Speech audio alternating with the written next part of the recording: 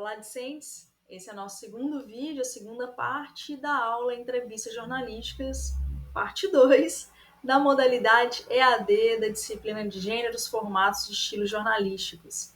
Eu acabei não falando no primeiro vídeo, mas eu estou testando essa ferramenta de gravação, que é do Prezi, né? Que é essa ferramenta que você já conhece, essa plataforma que eu já uso para gravar as aulas. Então agora eu vou dar continuidade.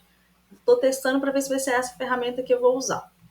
Bom, dando continuidade aqui à nossa aula, nós paramos aqui em perguntas ao nível de quem responde. Vamos seguir aqui ainda com algumas dicas do professor Herbolato, que na verdade ele está seguindo o manual, El Manual del Entrevistador, de Ricardo Riccardi, e também a entrevista, Teoria e Prática, de João Bosco Lodi. São citações que o professor Mário Herbolato faz. Então, prosseguindo, 15ª, eu pulei, né, aqui na verdade, que a 14ª seria não seja astuto, seja atencioso, mas na verdade acho que hoje a gente tem muito mais, o jornalista de hoje, né, tem que estar esperto, mas é sem querer passar a perna no outro, né, acho que muito tem a ver com isso, seria o 14º. O 15º, que tem a ver com também não interromper o seu entrevistador, o seu entrevistado, a sua entrevistada, é esgotar cada assunto antes de passar para a próxima pauta. Então você vai fazer a pergunta, esperar que a resposta seja feita.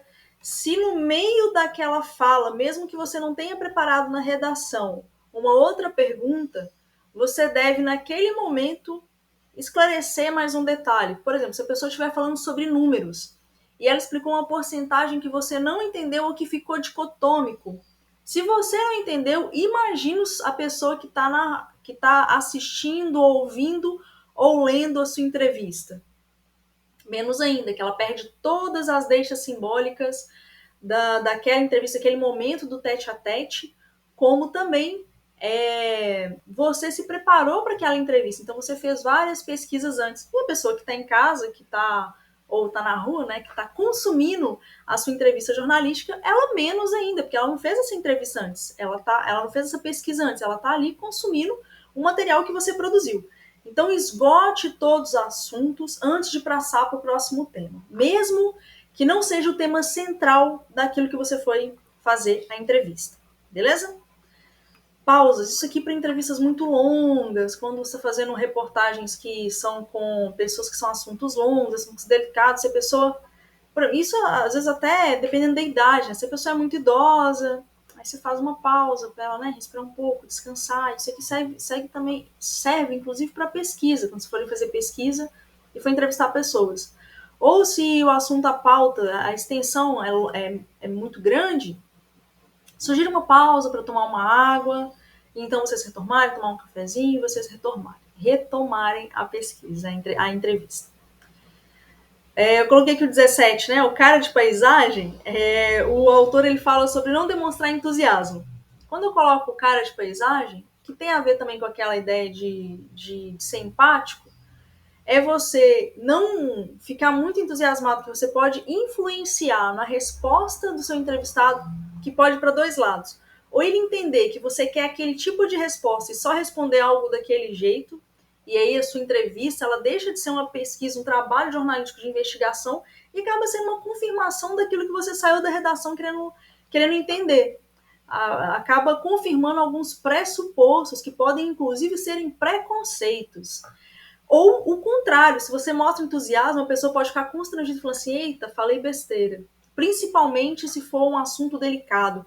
Ela fala assim, nossa, tô entregando ouro aqui, não deveria estar entregando ouro, né? Isso ou pessoal do jornalismo econômico, às vezes está falando de alguma empresa, aí a pessoa, você mostra entusiasmo, a pessoa, nossa, não devia estar falando isso, tô entregando ouro da minha empresa, coisas do tipo, né? Então cara de paisagem, mostrando empatia, concordando com a pessoa, fazendo interjeições com o corpo ou com a voz, que mostra que você está atento, mas cara de paisagem, sem demonstrar muitos entusiasmos.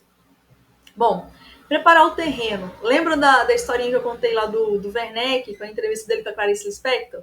Então é isso, gente. Até quando a gente vai elaborar um questionário para fazer aplicação, para pesquisa, ou um questionário nesse modelo meio enquete, às vezes que a gente faz para os veículos que a gente pode vir a trabalhar, as perguntas do perfil, por exemplo, socioeconômico, elas vêm no cabeçalho do questionário. Mas se você é a pessoa que vai aplicar esse questionário, ou se você vai fazer uma entrevista jornalística, ou uma entrevista de pesquisa, você não começa por essas perguntas. Você ganha primeiro confiança com a pessoa, porque você não chega na rua, imagina você, tá lá na feira, ali no domingo, ali curtindo a feira, comprando as coisas, comendo um pastelzinho, chega um jornalista para falar com você e pergunta de cara o seu salário.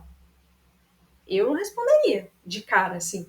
Mas se a pessoa conversa comigo, fala a pergunta, o motivo da pesquisa, e depois faz a pergunta sobre quanto eu ganho, eu vou entender que aquilo ali está dentro de um script, né? Mesmo sendo uma pessoa formada, entendendo tudo isso, eu vou entender que está dentro do script, então vou responder. Se chega de cara perguntando a minha idade e o meu salário, eu vou falar assim, uai, o que você quer saber? Quem que é você? Né? Então entenda que o seu entrevistado pode pensar a mesma coisa.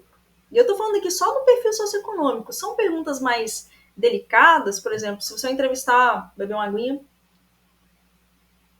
uma artista que está sofrendo críticas, ou que está, ou no momento de hoje, está sendo cancelado na rede social, nas redes sociais, nas plataformas. Você não vai chegar de cara falando sobre essa crítica, você vai falar sobre o que aquela pessoa produz, sobre os novos projetos, o que está acontecendo na vida pessoal dessa pessoa, e depois você chega na crítica, no cancelamento, no motivo do cancelamento, etc. Então, primeiro você vai construindo o terreno, né? Isso aqui é dica para a vida, né? Que eu encerro algumas coisas a suprimir do professor Herbolato. São 20, mas acaba que elas estão muito uma dentro da outra. Seja atencioso, seja atenciosa. Lembra do Jung lá? Conheça todas as ferramentas, domine todas as técnicas, mas ao tocar uma alma, seja uma alma tocando uma alma. Ao ser um jornalista, seja uma pessoa que é um contador de histórias profissional e que informa a população com essas histórias que a gente conta, que constrói histórias, que constrói a realidade social, mas lembre que a fonte, que é uma das nossas matérias-primas para a produção do nosso conteúdo jornalístico, ela é uma pessoa. É uma pessoa que tem uma história, que tem uma família, que tem alegrias, que tem frustrações, que é amado, que ama, que odeia, enfim, que tem sentimentos, que é um ser humano. Então seja atencioso, seja empático, seja empática. Beleza? Agora eu vou passar para dicas a gente atuando como assessor ou assessora de imprensa. Recomendações que você deve dar para as pessoas que você vai entrevistar ou para a empresa que você vai entrevistar. Primeiro, saber qual vai ser o formato da entrevista, né? Se os dados vão para a população em forma de gráfico, se o jornalista está... outro caminhão passando, minha rua é uma benção. Se a entrevista que está fazendo com o seu assessorado, ela é essas entrevistas que pegam, que é uma matéria, né, que tem vários interlocutores, várias fontes, ou se é só a sua empresa para poder fazer uma ilustração. Então, fique bem atento a isso, procure saber antes para informar o seu assessorado e pensar na melhor forma de disponibilizar as informações que o repórter, a repórter veio procurar. Outra dica é sobre o formato do texto, né? Se vai ser esse formato ping-pong, onde vai ter uma transcrição, ou na construção do texto da entrevista, vai ser uma transcrição ipsiliteris, né? Ou ipsverbis, ou seja, que é quando tem as aspas, né? Que é uma transcrição direta do que foi dito, porque ao falar sobre, ou ser uma transcrição direta, é tomar um maior cuidado, inclusive, como vai ser dito. E sabendo que depender do veículo para quem o seu assessorado está dando entrevista, pequenos trechos podem vir desconectados do contexto e transformados em uma manchete, né? O caso da semana agora, né, que aconteceu semana passada, por exemplo, foi uma entrevista que Nossa, como é o nome dela? A entrevista que ela foi já candidata via PSOL, que ela apoiou o Ciro. Ai, meu Deus. O bom aqui de estar gravando a aula, que eu pude parar para fazer a pesquisa, o nome é Heloísa Helena. Ela deu uma entrevista recente ao UOL, falando, no meio da entrevista ela fala assim, entrevista de 1 hora e 10 minutos, no meio da entrevista ela fala assim, não há força humana que faria, né, que faz com que você vote em quem o partido ou a coligação está indicando. E ela pega, inclusive, cita a Constituição, né, fala sobre o direito ao voto, etc. E aí, os jornalistas cortaram a fala dela e colocou assim, porque tinha a ver com o contexto, mas foi uma forma de construir a manchete que não diz o que aconteceu. Ela fala assim, não há forças humana ou sobre-humana que me faria votar no Lula. Então, assim, sabendo que isso pode vir a acontecer, a gente, inclusive, como jornalista, não necessariamente, claro, a gente treina vocês para isso, que vocês manipulem, né, essa informação dessa maneira, mas você pode estar num local de trabalho onde, às vezes, não depende de você. Você entra lá como foca, né, como repórter 1, e o seu editor ou editor do jornal vai lá e edita a manchete e coloca dessa maneira. Então, assim, às vezes não depende, não está na sua mão. Então, isso pode acontecer. Quando você está do outro lado do balcão, ou seja, quando você é o assessor de imprensa, você vai treinar o seu assessorado para evitar algumas falas que possam vir a ser distorcidas. Então, saber o formato que o produto vai ser entregue, ou seja, que a entrevista vai ser ping-pong, ou se ela vai ser naquele formato que vai trazendo as respostas ao longo da fala do jornalista, isso é muito importante para evitar uma crise, inclusive. Outra dica é saber para que você está sendo procurado, né? Como especialista ou é para uma ilustração? Isso para a empresa ou como também para o seu assessorado, a sua assessorada, né? Que é a dica 4. Ele coloca, inclusive falando tipo assim, se você está lá querendo, a dica 3, né? Se você é um dirigente, se você é um conhecedor do assunto ou se pode ser, às vezes, alguma outra pessoa dentro da empresa, por exemplo, que você assessora. Bom, finalizando aqui, você tem que ensinar a sua pessoa assessorada, a empresa que você assessora, a cooperar. A cooperar, inclusive também aqui, né? Trazer, contribuir, não chutar respostas, falar que não sabe, que essa informação pode ser enviada posteriormente, se for o caso, né? Se for necessário. Ensinar como funciona o mercado editorial de modo geral, né? Que, por exemplo, existe o jornalista que entrevistou, mas existe o editor, que existe um processo de edição das entrevistas, né? Então ensinar tudo isso, como funciona a mídia para o seu assessorado é muito importante. Outro detalhe aqui, pequenininho, mas é importante, se você vai receber o jornalista na empresa ou no escritório do seu assessorado, da sua assessorada, o cenário contribui, mas ele diz tudo. Então, às vezes, trazer ele cheio de livro, cheio de um lugar, cheio de papel, cheio de documento, pode trazer informações, porque o jornalista vai fazer uma leitura desse cenário, dessa construção, mas não diz tudo. Por exemplo, você está ali cheio de livro, mas não tem conteúdo para poder passar, então, inclusive, fica, como diz? Fica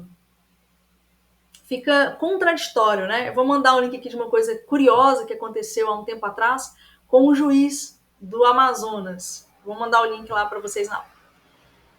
Matéria pronta, né? Às vezes o seu assessorado deve saber que nem sempre o jornalista vai ter a possibilidade de encaminhar o texto pronto, né, seja um texto impresso, enfim, a matéria para que possa ser mostrada antes de ser veiculada. Então é importante você dizer que nem sempre isso vai poder acontecer. Deixa eu dar a resposta, já falei. Finalizando aqui, então, explicar, né, como funciona a empresa de comunicação, evitar por tudo você, como assessorado, desmarcar com o jornalista, né, porque a gente sabe que do lado de lá é sempre um monte de coisa, então é claro, desmarcar só se coisas extremas acontecerem. Saúde, por exemplo, um acidente, alguma coisa. E outra coisa, lembre sempre o seu assessorado. Se a gente topou a entrevista, a gente, o assessorado e você, é para dar resposta, né? Então a gente fica por aqui na aula de hoje. Mais informações, vou gravar um outro vídeo agora falando como fazer a entrevista para essa disciplina. Até a próxima, turma!